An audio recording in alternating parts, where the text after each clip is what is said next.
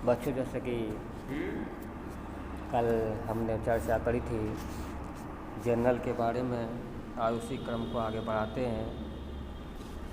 आज हम नाम मात्र के खातों से संबंधित सौदों की जनरल प्रविष्टियाँ बनाना सीखेंगे कि नाम मात्र के खाते से संबंधित अगर सौदा आता है तो उसकी जनरल प्रविष्टि आप कैसे करेंगे, इस पर चर्चा करेंगे। इसमें एक बात विशेष रूप से ध्यान रखेंगे कि अगर नाम मात्र के सौदा है तो उसमें अगर किसी व्यक्ति के नाम का उल्लेख है तो उसको आप इग्नोर कर देना है, उसको एक ध्यान नहीं देंगे। जैसे मैंने उदाहरण दिया है कि मोहन को किराया दिया ये एक खर्चा है और आपको मालूम कि खर्चे जो होते हैं नाम मात्र के खाते में आते हैं, और यहाँ मोहन के नाम का उल्लेख है, इसलिए मोहन के नाम को आपको इग्नोर कर देना है, ध्यान नहीं देना है। तो आपको यह मानकर प्रविष्टि करना है कि किराया दिया की क्या एंट्री बनेगी। तो किराया दिया, आपको मालूम किराया दिया, किराया खर्चा है और खर्चा यानी एक्सपेंसेस है, और नाम मात्र के खाते के रूल्स के अनुसार सारे खर्चे और जो हानि होते हैं उनको हम डेबिट करते हैं और सारे लाभ और इनकम को हम क्रेडिट करते थे। तो बात हारी है कि किराया दिया, किराया यहाँ पर खर्चा है, इसलिए हमने रेंट अकाउंट डेबिट किया। और किराया दिया तो अब आपके पास से जा क्या रहा है, आपके पास से जा रहा है कैश जा रहा है। कैश आपको मालूम है कि वास्तविक खाते से संबंधित होती है, संपत्ति है, और जो बेचने से जाती है उसको हम क्रेडिट करते हैं। तो किराया दिया, मोहन को किराया दिया में आप मोहन के नाम को इग्नोर कर देंगे तो किराया दिया की एंट्री बनेगी किराया दिया में रेंट अकाउंट डेबिट। रेंट को डेबिट करने का मतलब है, उद्देश्य है कि रेंट एक एक्सपेंसेस है, इसलिए हमने उसको डेबिट किया। टू कैश, क्योंकि बिजनेस से कैश जा रहा है, इसलिए हमने कैश को क्रेडिट किया। अब आगे हम प्रविष्टि इसी तरह की आगे जनरल प्रविष्टियाँ करेंगे कि आपको निम्नलिखित जो लेन देनों को स्पर्श की पुस्तकों में लिखना है। तो सबसे पहले आप जनरल एंट्री टाइटल डालेंगे general entry in the books of स्पर्श, और बात हम करते हैं डेट, पहले कॉलम बनाते हैं डेट का, उसके अगला कॉलम है पार्टिकुलर्स का, फिर आगे LF लेजर फोलियो का, अमाउंट क्रेडिट का, अमाउंट डेबिट का आप कॉलम बनाएंगे। बात करते हैं पहला जनवरी 2016 को आप पहला ट्रांजेक्शन हुआ कि किराया दिया।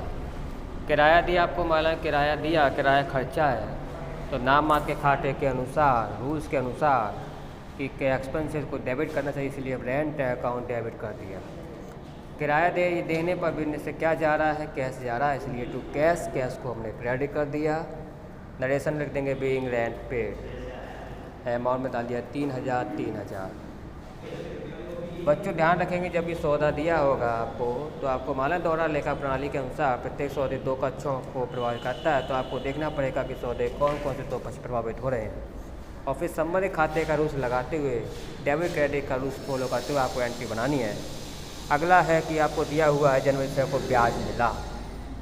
आपको मालूम है कि ब्याज यानी कि उसको इंग्लिश में बोलते हैं इंटरेस्ट। ब्याज मिला नहीं, ब्याज एक इनकम होती है, क्योंकि रेगुलर बिजनेस को अर्न होगी संबंधित सोर्स से, तो इनकम को हम क्रेडिट करते, इसलिए हमने जनवरी से को टू इंटरेस्ट लिख दिया।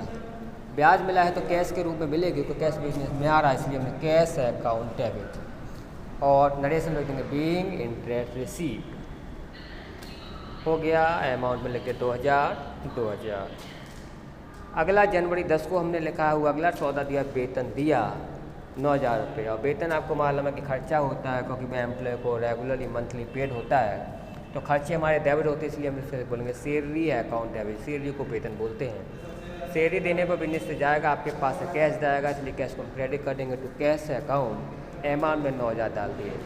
अगला दिया है मजदूरी दी। मजदूरी होता है जो वर्कर्स को काम करते हैं उनको मजदूरी देते हैं, तो मजदूरी भी खर्चा, इसलिए मजदूरी यानी वेजेज अकाउंट डेबिट। बिजनेस से आपके पास से कैश जाएगा, इसलिए टू कैश अकाउंट, नरेशन ले देंगे बीइंग वेजेज पेड, अमाउंट में डाल दें 500। जनवरी वाइज को अगला हुआ कमीशन मिला।